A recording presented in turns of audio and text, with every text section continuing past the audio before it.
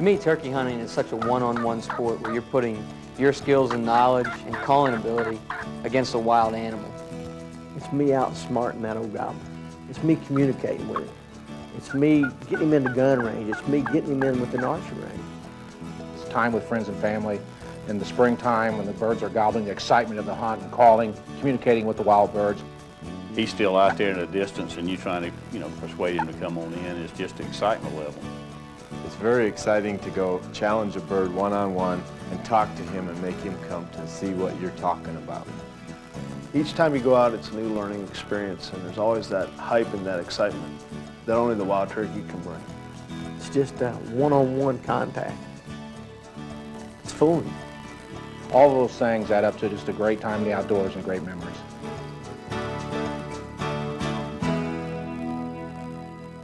A friction call is just what it says.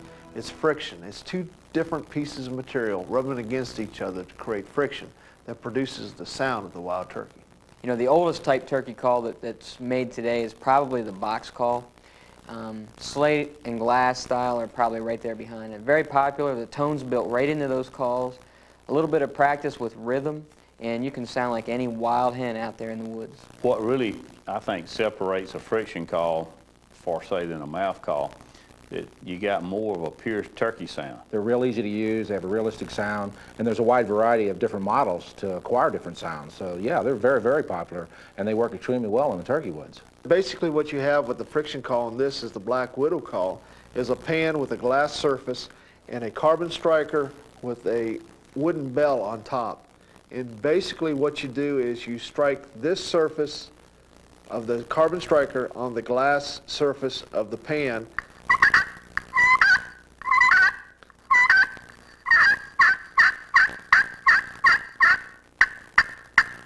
and that produces friction. First of all, you have the plain surface, which on this particular call is glass, just like plain window glass. It's laid in a pan. This is like a resonator. If you look at a guitar, this is like the back piece of a guitar. The pan is actually what holds the call or gives the call the volume. It holds the sound. And by the size the volume holds actually controls the sound. What kind of sound is going to be made or how loud the sound will be. I can put it down in the palm of my hand and it's going to tone that call down. So if I want maximum volume out of it, I'm going to hold it with just the tips of my finger right around the very outside of the call. The striker is very intricate too. This is a carbon rod with a bell at the end, but if this didn't have the bell in the end, it wouldn't collect any of the vibrations. So what it does, it sends all the vibrations that are collected on the striker part up through the bell, and that's what creates the noise. It's actually a very intricate musical instrument. I'm right-handed, so I'm going to put the pot of the call in my left hand. It's going to be something like this. And I'm going to use my lanyard connector as an indicator. I'm going to turn it directly away from me. Then I'm going to sand my call from left to right. I want to rough that surface up because what I call it is getting traction. I want that striker to have something to grip onto and make that sound and that friction. So it comes with a piece of sandpaper and I'm just going to rough it up. Then I'll use it as my call. I'll put that striker on. And that way, when I pull that striker across them sand marks, it's actually grabbing a hold and it's got something to make that sound come off of the glass. Then I'm going to drag my striker across the grain the way I sanded it. Therefore, I've created friction. Now, if I sand it the same direction I'm using the call, it will not be as consistent in sound. So sand it the opposite direction your way you're dragging the striker. And I will drag the striker tilted at about a 15 to 30 degree angle and pull the striker to me to produce the yelp. I look at the top end of my peg up here, and if we're looking at the hands of the clock, here's 12 o'clock straight up and down. I like to turn it at 1:30 and about 15 degree angle, move it away from my body in about a 15 degree angle, put it on the surface, and I like to go in a counterclock motion and never pick up the peg. That's the key factor, never pick up the peg. What happens to the call when you hold the striker wrong is that you cannot be consistent in making sound. Holding the call flat, it will not make hardly noise at all. By turning the striker to the edge 15 to 30 degrees, I've got sound now. To do the basic yelp on the call, I'm going to take that striker, set it against the surface. Once I've got the striker on the surface, it actually never has to leave the playing surface. And I'm just going to make like a long oval to make the yelp.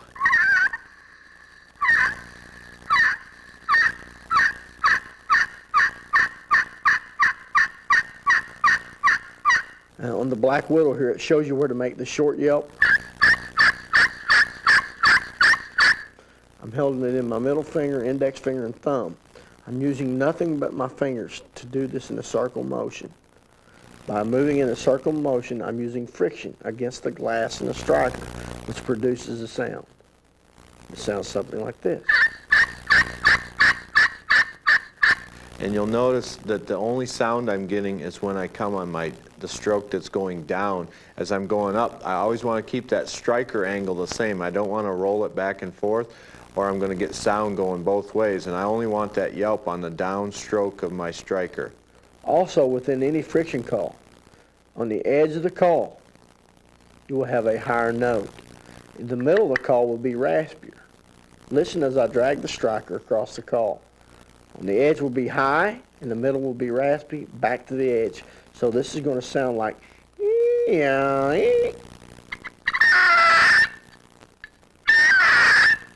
hear the high, rasp, back to high?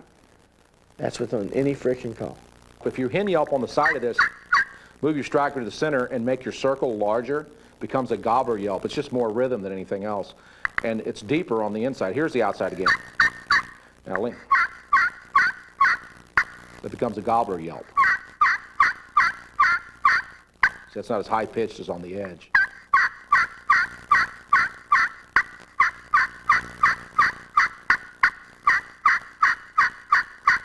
Less pressure, slower rhythm. I can get a tree call, moving up to the tree call position. Remember, more pressure, more volume, but also higher the note. Less pressure, lower volume, raspier sounding. The cluck is probably the next sound that you want to make. And again, once I put that striker down, I never have to leave the surface. And all I'm going to do is set it down on there, and I'm going to pull it back at me very sharp.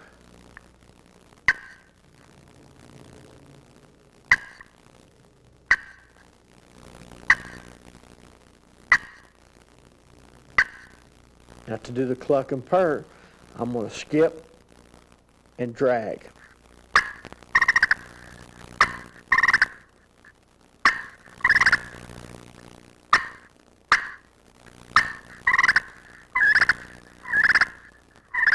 Sounds real, doesn't it?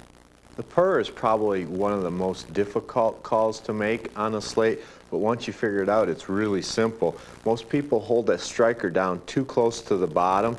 All I'm going to do is slide my fingers up a little bit, because I want this striker to vibrate. When I pull it down across that surface, you're going to see this striker actually vibrate. And I'll set it down, and I'm just going to slide the striker on the call.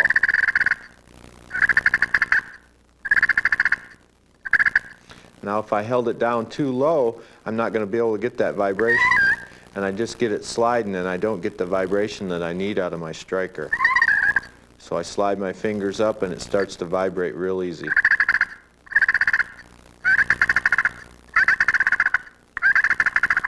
Another neat thing about this style call is that it comes with a carbon striker, high-pitched, waterproof.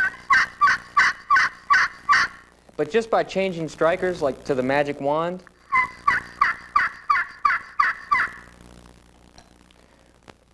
or to a hickory peg, you have 3 different sounds. And what that can imitate is 3 different hens, or maybe you go out there in your turkey hunt and you hear a hen yelp, and it sounds just like the call that you have in your pocket with a hickory striker. It's important to carry a variety of different strikers with you to the turkey woods.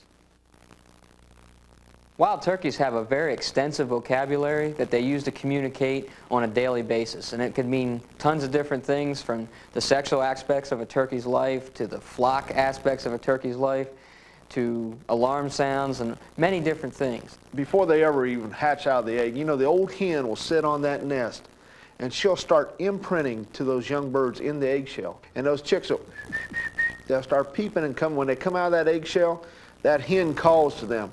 Communication is vital to their life and their survival. At some parts of the country, turkeys are very vocal, like again in the Midwest in the springtime of the year, and the concentration of turkeys in specific woodlots or wooded areas is generally higher than where I live in the Northeast, where you won't hear as many gobblers on a specific tract of ground. The gobble is a sound that the male or the tom emits to attract hens and also let other turkeys know that he's in the area, and that he's just vocalizing, telling the whole world that he's the dude out there that day. They're telling all the other gobblers, hey, shut up, I'm the boss over here. And all of a sudden another turkey gobbles, no, you shut up. Then they start this pecking order thing, they fight for dominance. As days progress and the weather progresses, gets warmer and days get longer, the hens start calling. Now he's gobbling to lure the hens to him.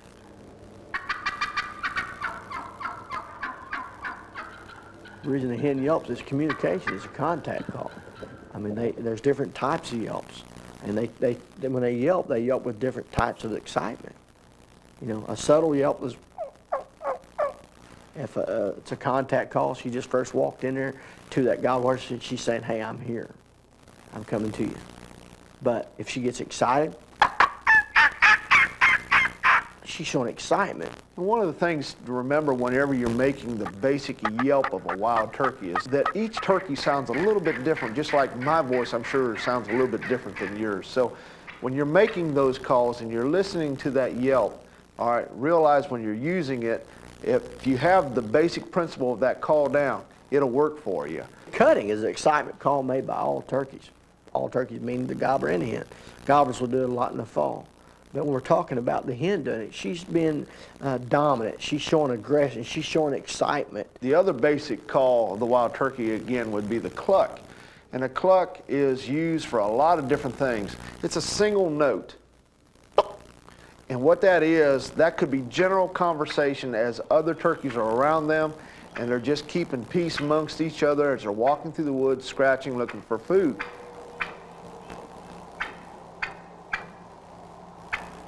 A simple cluck is peaceful and relaxing, and it just means contentment. But put a little more feeling into that, and then you'll see all of a sudden the heads will pop up and they're looking for danger. A purr is both a feeding call and also a sound of contentment. In the fall of the year, it's a great call to use in hunting because when wild turkeys visually see each other, they purr. But the purr is just a soft, vibrating sound that all turkeys make, and especially again in feeding or in short-range communications. The beginning hunter, the basic things that he or she would need to know is how to duplicate the yelp, the cluck, and probably the purr. The three most important to me. If I had to go to the turkey woods tomorrow and have 3 calls to use or 3 vocalizations, they would be the yelp, and I'd know how to do it a couple different ways, either very soft and very loud. Learn how to control the volume. That's more important than anything. The cluck, which is that general communication call, just letting that turkey know where I'm at as he's approaching, and the purr, which is that contentment feeding style call. If you can cut and yelp, basically that's all you need to kill turkeys. All the research done on different types of friction calls, glass has been one that has played and made the sounds of the wild turkey as good as most any surface available. What I have here is the black widow call, and the black widow call, what makes it unique is this. It actually has different striker paths on the call. By following those different patterns, you can make all the different sounds of the wild turkey on them. This call is very high-pitched. It is a glass surface with an acrylic sounding board that really gives off high frequencies at the high pitches, and you can really get the low pitches in the middle. This is the call for the beginner right here, the black widow. The wood witch is one of the newest calls to the HS Strut family, consisting of a wooden pan just like a musical instrument, but it's made out of a special composite wood that will not let weather affect it. And the neat thing about it, the stinger stick that goes along with it has a built-in angle, and you can lay that call on there and you already got the striker at the right angle.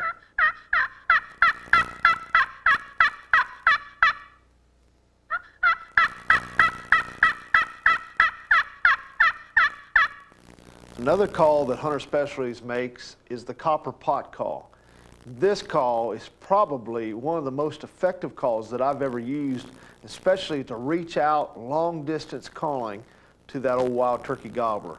This call with the copper pot around it has such range and high frequency and pitch that'll penetrate some of the deepest areas of your hunting woods. What I like about the copper pot is, one, it's glass, it's waterproof, and two, is the realism you can get out of this call. Check this out.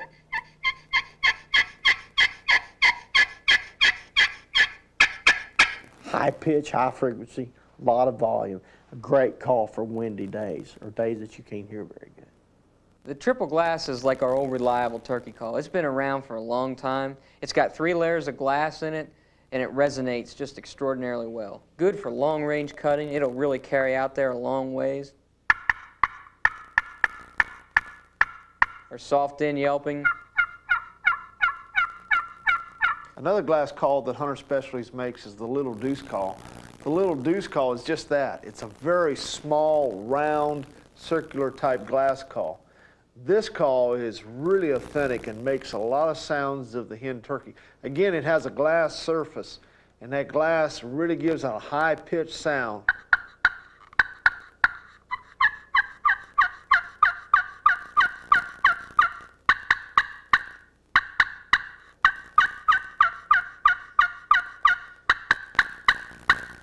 You can make all the calls of the hen turkey on the Little Deuce glass call.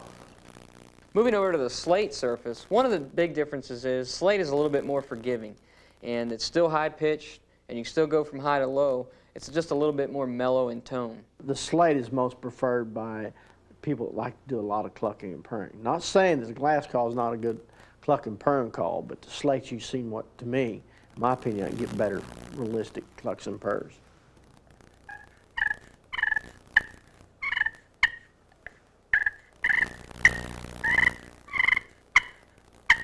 The Little Deuce 2 will be the first slate call we talk about, and in this call, it's that small in size call with big sound and very mellow in tone.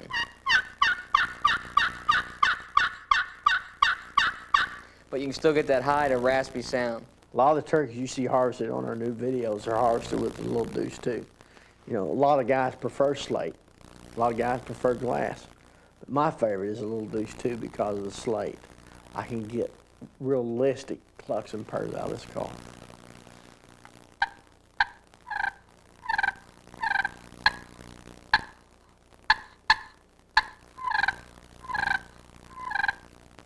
The Grand National slate over glass is, again, it's a mellow sounding call.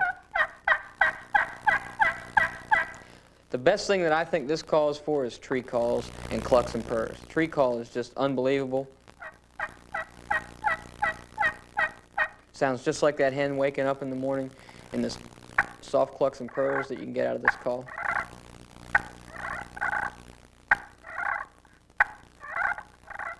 Are just incredible. It comes with an acrylic striker, which is pretty unique because with this call and that acrylic striker, you can actually hunt in the pouring down rain. We'll put a little water on this call right here. That would be a real heavy water downpour right there, floating in water. There's not too many calls will allow you to do that. The super raspy slate, this call is a little bit different than most. Normally you see the holes on the bottom of the pan where the sound comes out. Well, this one's, they're built into the slate and they're actually on the playing surface. And I'm using an acrylic striker on this, which is a very soft material against the slate. So it's going to be a little bit deeper and softer type of call. Now this call, you can make all the different sounds that you can with any other slate, but if you put your thumb or finger over one of the holes, it'll make some great soft tree calls.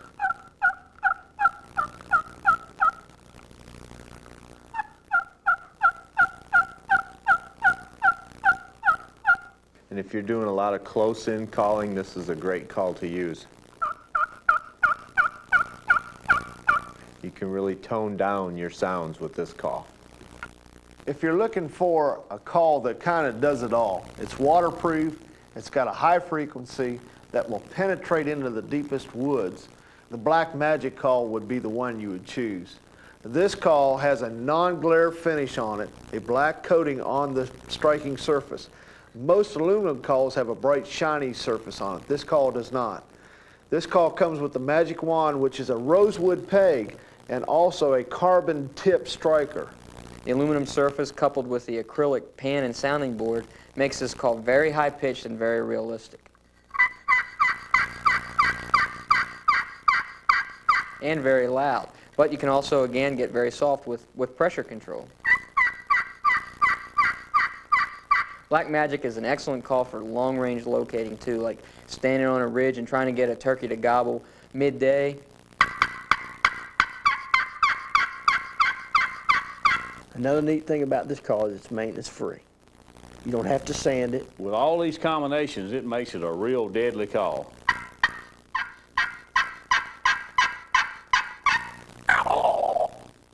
The Magic Wand striker, which comes with the Black Magic call, is really unique. It's a rosewood striker with a carbon tip, and it's going to be really neat for making high-pitched and piercing calls. And it can really help you on any friction call, whether it's aluminum, glass, or slate. It brings the life out of the call. It's absolutely the best striker that's on the market today. And I highly recommend for the beginner caller, if you get a, let's say in a Black Magic aluminum type call, if you try a rosewood peg on it, you're going to get one sound. If you try a carbon, like the Magic Wand peg on it, you're going to get another sound. And that's good, and that's to your advantage, because if they're not gobbling for one call, just switch the pegs. You don't necessarily have to switch the whole call, just switch the peg. And just by switching the peg, you're going to give a whole new sound out to that gobbler, and that might just be the sound he's looking for. One thing to remember with this style of call also is that they are completely waterproof. And if you use a carbon striker or an acrylic striker, it'll work in any weather condition. Where wood will not work in the rain, but as long as you have a carbon or acrylic, you're in great shape. A great way to carry your friction calls in your turkey vest is to actually put them in the mini pouch, and it keeps them from rattling around, banging against other things, and it also keeps them from moving around in your vest and making that playing surface smooth again, so you can just pull your call out and you don't have to worry about having to rough it up every time. And it also keeps your strikers organized. You know exactly where they are. You just reach in your pocket, pull it out, and you've got them right there handy. Locator calls are pretty much designed to resemble something that is either an enemy or a threat to the wild turkey gobbler, such as a crow, an owl, or even another gobbler himself, or maybe even a red-tailed hawk. The reason you should have a good locator call or an owl call is because it's one of the greatest calls out there to make that turkey give up his presence. This is a barred owl call called the Palmer Hoot Tube from Hunter Specialties. It's a great sound. It's a natural sound of the barred owl that you use to locate turkey gobblers in the spring of the year. The single note that a barred owl makes, and you hear it a lot in the woods, and it's very natural, is just a very short breath of air, and you can end it with a roll by rolling your tongue. Sounds something like this. Other locator calls out there that you can use as a turkey hunter, depending on the terrain, the area that you're in, what other kind of wildlife is there as well, is the gobble call, a one-headed shaker gobble call, a hawk call, a crow call, even a duck or a goose call make turkeys gobble. Now listen, and again, I'm just blowing on the crow call pretty loud, just trying to shock that response out of that gobbler. Very rarely do you hear an old dominant gobbler not respond to another challenging gobble by another gobbler that's subdominant to him. By using this call, he thinks there's another gobbler sounding off in his area, and he'll usually gobble back at it. Another great locator call, maybe that you haven't tried and somebody else hasn't tried in your area, later on in the morning is the sound of a red-tailed hawk. It's very high and shrill, and our little hawk call is very easy to use. And when a red-tailed hawk scrawls or screams, you can just hear it, meow, and that's exactly what you want to do into this call, and it's just blowing a little bit of air. That might work when nothing else works. You know, you might come in there and hit a bird. If you know a bird's in the air, you might hit him with that hawk call, and you might just trigger him off to, you know, make him gobble. The box call is probably one of the oldest type turkey calls on the market today. It has very deep roots in turkey hunting history. And I really think that they're real popular because they sound like turkeys. And anyone can use them. They're real easy to use. They have a great sound. They sound real in the woods. A lot of people harvest a lot of bird with the box call. And the reason behind this, if you'll walk out at 100 yards and listen to that box, a lot of people think it's more realistic than any other call that's been made. Diaphragm turkey calls is probably one of the best inventions for the turkey hunter to ever come along. The reason being it's kind of like candy. It's in your mouth and not in your hands, which cuts down a lot of the movement, and that's what the wild turkey picks up on. With the new designs and the new cuts in the calls, the realism is there. Years ago, we had a single reed, one single layer of latex, or a double reed was the big new thing. And those are basically clear calls. And a lot of turkeys sound clear. But with the cuts and the designs and the calls now, you can achieve so many more different types of sounds.